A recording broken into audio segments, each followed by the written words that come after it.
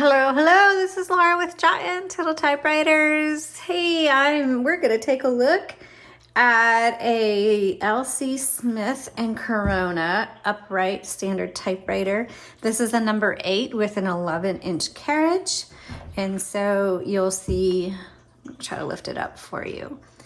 8, 11, these are the original decals on this particular one, but this video we're gonna look through it, so in case you have one that you have found in grandma's garage or attic, hopefully this will help you learn how to use your typewriter. Now obviously we can't clean it up for you. You're gonna really want to find somebody in your area who knows how to do that. And if you live in the Branson, Missouri area, then look us up and we can do that for you. We get it cleaned up and stuff. But this is just to show you. We're going to take a look at it. Now, I love this typewriter. So I was just doing some testing on it and doing a typing demo.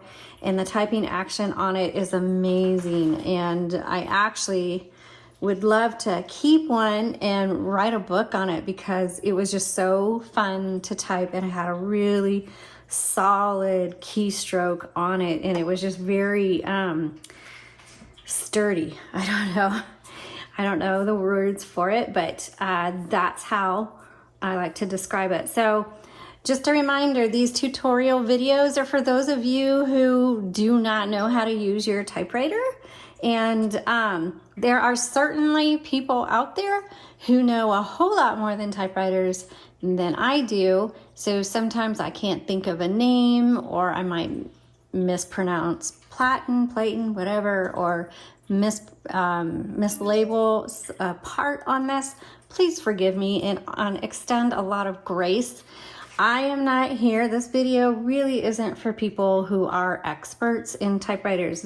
I'm just doing this for those of you who find one in grandma's attic, or you found one in a garage sale and you don't know how to use it. And hopefully this is gonna help you know how to use it. So this is the back plate. You'll see the logo on this. The decal on it is still in really good condition.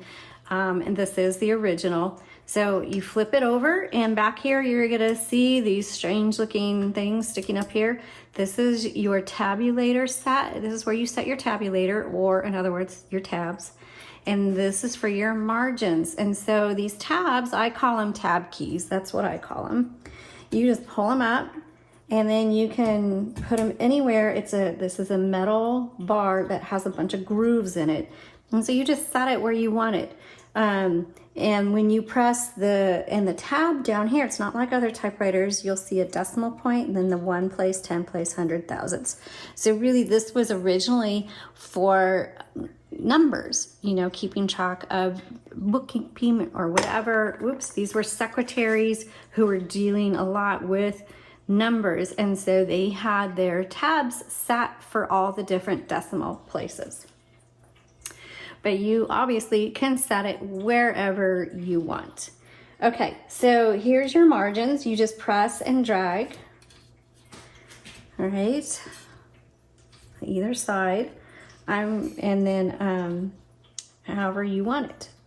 Keep in mind that your carriage is gonna move only as far as you have your margin set. So like moving the carriage right now, it's gonna stop there. And it's gonna stop there. And you can hear this one still has a really nice bell. Some bells stop working. This one sounds amazing. So if you want to extend your margins out, there you go. I like the sound of the bell. Okay, so I'm gonna bring this back in. And then you saw I moved the carriage, so the carriage release lever is right here on the right side, and on the left side it's right here. And so either one will work, okay? So when you're typing and you get to that end of your margin, the typewriter is not gonna type anymore, okay? And so there's a margin release lever right down here on the right side. You just hit that. And now it releases that margin, and you can keep typing until you want to hit the return handle and go back to the beginning. Now, right now I have it set to advance one line at a time, a single line. If you want to do double or triple lines, you have a little knob over here on the left side and you just turn it. And you might have to, depending on how old you are, you may have to have glasses to read the numbers. So there's a 1, there's a 2, and I think both of them say 3. The other ones, I'm not sure because I can't read them. So that is how you change your line. That is your line selector right there. And oh, that's double. Let's put it back to single. There, they're single. Okay. This lever releases the platen, but you're probably not ever gonna need that. I don't mess with that. I don't try to take the platen out. I leave that for my husband because if I do, I'm gonna mess it up.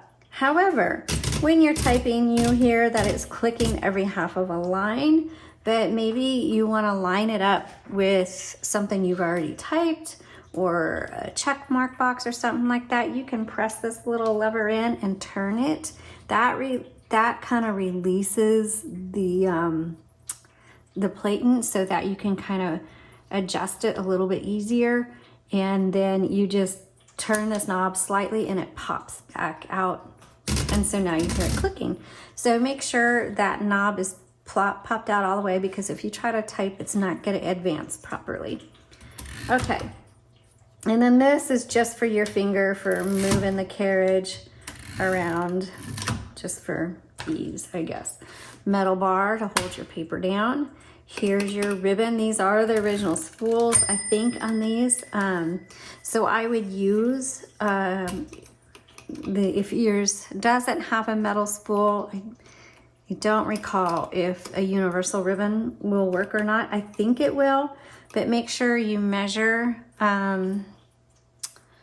and I guess I can measure. Okay, so I got a measuring tape, and you just want to measure your spool. I'm gonna just do it here. And so this is 2 inches. So if I go from here to here, actually it's a little bit more than 2 inches. So this is about 2 1/4 inches. So I'm not sure. I suspect a universal ribbon would work. And then obviously a 1/2 inch ribbon. That's a 1/2 inch ribbon. So I think it would work because the universal ribbons are 2 inch spools. So it would be just a little bit smaller, which would be okay because I have seen them on others. But we do have metal spools if you want. If you don't have any spools at all, if you purchase a ribbon on our website at UntitledTypewriters.com, we have the option for a metal spool or a plastic spool. And then we will wind it with fresh ribbon for you. Okay, to remove your spools, you have a little screw cap on the top. You just unscrew it and take it off, okay? And then you'll have to, when putting a new one on, you're just gonna have to make sure that lines up with that.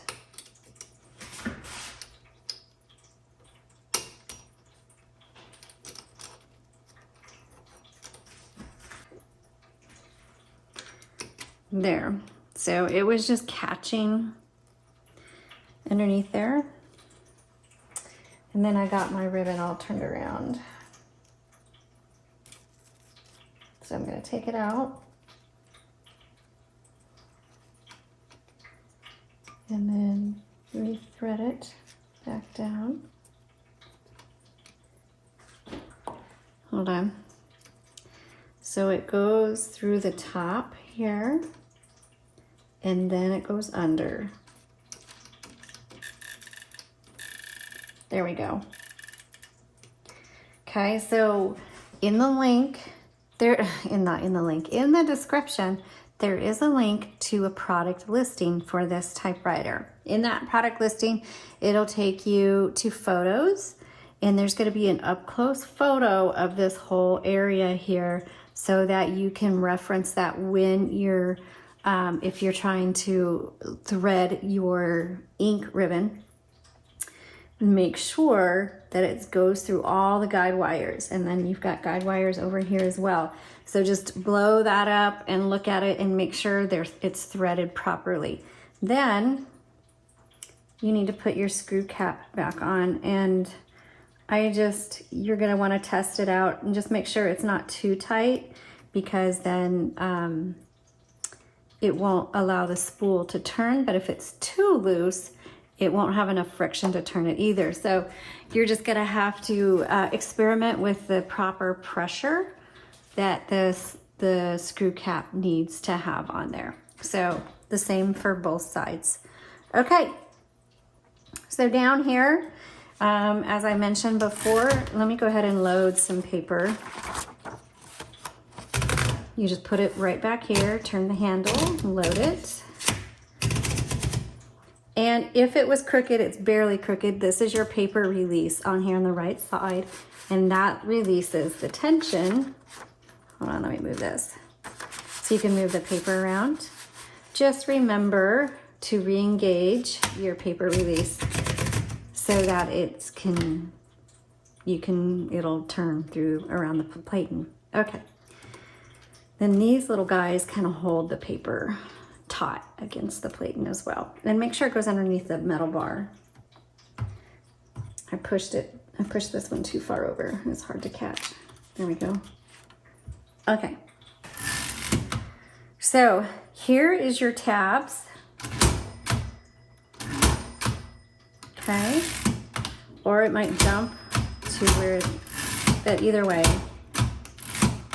I don't know. They're just the tabs. Mess around. You can mess around with that to see where those are going to take you. Okay, so you don't have a number 1. You use the lowercase l for your number 1. And this has extra symbols on it, which is pretty awesome. I don't know what symbol that is. I like it. I wish my typewriter had it. It has the @ sign. It's got a 3/4, the dash, and 3/4. You've got a quarter up here and a half a quarter. I mean a half and a quarter. So obviously this was used for a lot of mathematical purposes. Okay, you have your shift key on either side, and then you have your shift lock. And when you hit the shift lock, it'll stay down, and then you just press the shift key again, and that'll release that. Your space bar, and that is the basics of your typewriter. And I hope you love it and you are able to use it. Again, if you have one and it's pretty dirty or whatnot, find somebody that can clean that up for you, or I'm sure there's some YouTube videos out there that show you how to do that. Thanks so much for watching. Please visit our website, give us some business to support our channel, and you all have a blessed day.